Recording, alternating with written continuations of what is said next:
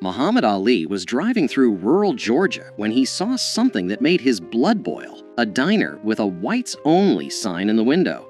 His entourage begged him not to go in, but Ali had other plans. What he said to the owner in those next 10 minutes left the entire diner in tears.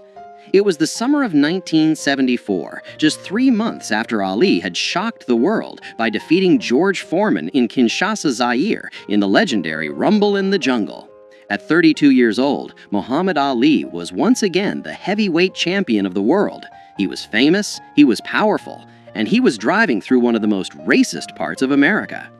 Ali and his small crew, including his longtime friend and photographer Howard Bingham, his trainer Angelo Dundee, and his assistant Bundini Brown, were traveling from Atlanta to a speaking engagement in a small Georgia town. The year was 1974, but in rural Georgia, it might as well have been 1954. The Civil Rights Act had been law for 10 years, but in this part of the South, old hatreds died hard. "We'd been driving for about 2 hours," Howard Bingham later recalled. "Ali was hungry, and we were looking for someplace to eat. Then we saw this diner on the side of the road. It was a small, run-down place called Miller's Diner. The paint was peeling, the parking lot was dirt, and there in the window, plain as day, was a handmade sign that read, 'Whites only, no colored served.' Bundini Brown saw it first. 'Champ, keep driving, that place ain't for us.' But Ali had already stopped the car. He sat there for a moment, staring at that sign, his jaw clenched tight. 'Ali, come on, man,' Angelo Dundee said from the back seat. 'We'll find somewhere else. This ain't worth it.' Muhammad Ali didn't say a word. He just opened the car door and started walking toward the diner. 'Oh no,' Howard Bingham said, grabbing his camera. 'Here we go.' The three men scrambled out of the car and followed Ali. They knew that look on his face. They'd seen it before he walked into the ring. It was the look of a man who had made up his mind, and nothing was going to change it. When Ali pushed open the door to Miller's Diner, the bell above it rang, and every conversation inside stopped dead. There were maybe 15 people in the place, all of them white, all of them staring. Behind the counter stood a large man in his 50s, with a greasy apron and a face that had seen too much sun and too much hate. His name was Earl Miller, and this was his diner. He'd inherited it from his father, who had inherited it from his father. 3 generations of Millers had run this place, and 3 generations had refused to serve black people. Earl Miller's eyes went wide when he recognized Muhammad Ali. For a split second, something that might have been excitement flashed across his face. Then he remembered where he was and who he was, and his expression hardened into stone. "We don't serve your kind here," Miller said, his voice loud enough for everyone to hear. "Can't you read the sign?" The diner was silent. A few customers looked uncomfortable. Others looked eager, like they were hoping for a confrontation. One elderly couple quietly stood up and left. Muhammad Ali walked slowly to the counter, his eyes never leaving Earl Miller's face. When he spoke, his voice was calm, almost friendly. "I can read just fine," Ali said. "In fact, I've read a lot of things. I've read the Constitution of the United States. I've read the Civil Rights Act of 1964. And I've read the Quran, which teaches me that all men are brothers, regardless of the color of their skin." Miller's face reddened. "I don't care what you've read. This is my property, and I got a right to refuse service to anyone I want. Now get out before I call the sheriff." Ali didn't move. Instead, he did something that surprised everyone in that diner. He smiled. "You know who I am?" Ali asked. "Yeah, I know who you are. You're Cassius Clay, the boxer." "Muhammad Ali," Ali corrected gently. "And you're right, I am a boxer. In fact, I'm the heavyweight champion of the world. 3 months ago, I beat George Foreman, a man everyone said couldn't be beaten. I've fought the toughest men in the world, and I've won most of those fights." Miller crossed his arms. "What's your point?" "My point," Ali said, still smiling, "is that I could walk behind that counter right now, and there ain't nothing you could do to stop me. I could knock you out with one punch. I could tear down that sign in your window. I could make you regret every racist thing you've ever said or done." The tension in the diner was thick enough to cut. Miller's hand moved towards something under the counter, probably a baseball bat, or maybe worse. "But I'm not going to do that," Ali continued, his voice still calm. You know why? Because I'm not here to fight you. I'm here to talk to you. I'm here to ask you a question." Miller's hand stopped moving. "What question?" "I want to know who taught you to hate." For the first time, Earl Miller looked uncomfortable. His eyes darted to the other customers, but none of them met his gaze. "My daddy," Miller said finally. "My daddy taught me that whites and coloreds don't mix. That's just how things are." "And who taught your daddy?" Ali asked. "His daddy, I guess." "And so on, Ali said, nodding. 3 generations of Millers, all teaching the next generation to hate people they don't even know. All teaching their sons that the color of a man's skin is more important than the content of his character." Ali leaned against the counter, his posture relaxed, conversational. "Let me tell you something about my life, Earl." "Can I call you Earl?" Miller didn't respond, but he didn't object either. "I grew up in Louisville, Kentucky," Ali continued. "When I was 12 years old, my bicycle got stolen. I was so angry, I wanted to fight whoever took it. A police officer named Joe Martin told me I better learn how to fight first, so he taught me how to box. You know what's interesting about Joe Martin, Earl? He was white." Ali paused, letting that sink in. "The man who changed my life, who set me on the path to becoming heavyweight champion of the world, was a white man. My trainer, Angelo here," Ali gestured to Dundee, "he's white. Some of my best sparring partners were white. Some of my toughest opponents were white. And you know what I learned? White people ain't all the same, just like black people ain't all the same. There's good ones and bad ones in every color." "That's different," Miller muttered. "Those are your people, your work people."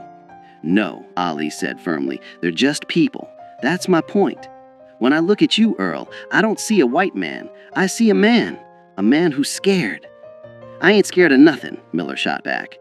"Yes, you are," Ali said gently.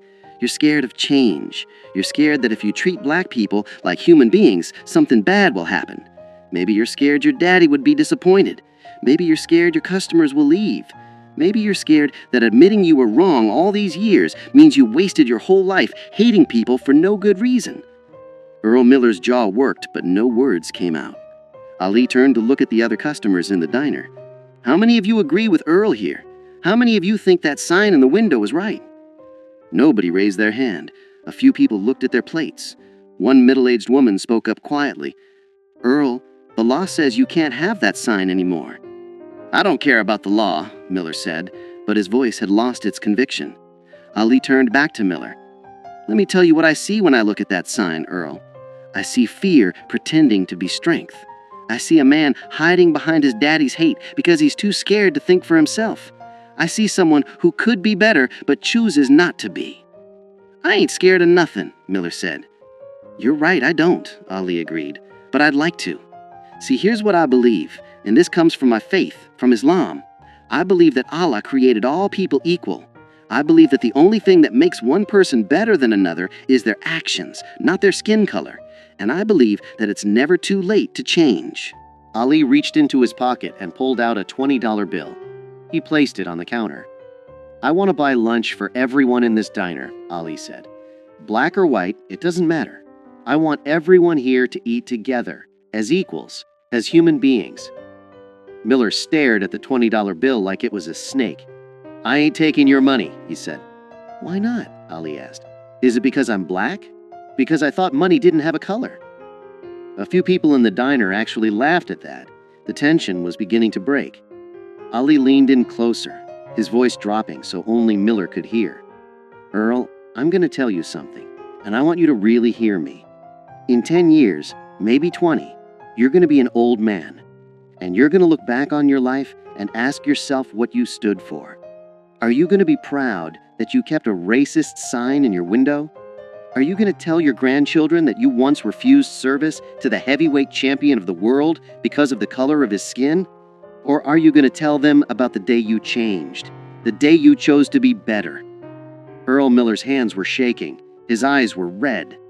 "I don't know how," he said quietly. "How to what?" Ali asked. "I don't know how to change. This is all I've ever known." Ali smiled, and this time it was warm, genuine. "You start by taking down that sign." For a long moment, Earl Miller stood frozen. Then slowly, he walked from behind the counter. Every eye in the diner followed him as he went to the window, reached up, and tore down the whites-only sign. He crumpled it in his hands, walked to the trash can, and threw it away. When he turned back, there were tears running down his face. "I'm sorry," he said, and his voice broke. "I'm sorry for that sign. I'm sorry for turning people away. I'm sorry for being a hateful man." Muhammad Ali walked over and put his hand on Earl Miller's shoulder. "That's the bravest thing I've seen all week," Ali said, "and I just fought George Foreman." The diner erupted in applause. People were crying, laughing, shaking their heads in disbelief. Howard Bingham was snapping pictures as fast as his camera would allow. Ali looked at Miller and said, "Now how about that lunch? I'm starving." For the first time in probably 20 years, Earl Miller smiled a real smile. "Coming right up, champ." That afternoon, Muhammad Ali sat at the counter of Miller's diner and ate a cheeseburger and fries. Customers, both black and white, came in to meet him, shake his hand, and ask for autographs. Earl Miller served them all with equal respect and courtesy, his hateful sign nowhere to be seen. Before Ali left, Miller pulled him aside. "I just want you to know, you changed my life today. I don't expect you to believe me, but I mean it. I'm going to be better. I believe you, and I'll be checking on you." Muhammad Ali kept that promise. Over the next several years, he would stop by Miller's diner whenever he was in Georgia. Each time, he found the place more integrated, more welcoming. Earl Miller became a different man. He hired his first black employee in 1975. By 1978, half his staff was black. He became an active member of his local church's integration efforts. In 1980, Earl Miller wrote a letter to Muhammad Ali. In it, he thanked Ali for knocking some sense into me without throwing a punch. He told Ali that he'd told his children and grandchildren the story of that day dozens of times, and that it had become the most important day of his life. "You taught me that strength isn't about hate," Miller wrote. "It's about having the courage to change." When Earl Miller died in 1992, his family reached out to Muhammad Ali. They told him that Miller's final wish was for Ali to know that the cheeseburger he'd eaten that day in 1974 was still the proudest meal Miller had ever served. The story of what happened at Miller's diner spread throughout Georgia and beyond. Other establishment owners, seeing what Miller had done, began taking down their own racist signs. Some did it quietly, ashamed. Others did it publicly, proudly. Muhammad Ali never bragged about what happened that day. When reporters asked him about it, he would simply say, "I just had a conversation with a man. He did all the hard work." But those who were there knew the truth. Muhammad Ali had walked into a place of hate, armed with nothing but his words, his dignity, and his unshakable belief in the fundamental goodness of people.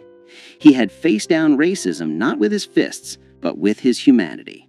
And he had won the kind of victory that matters more than any championship belt.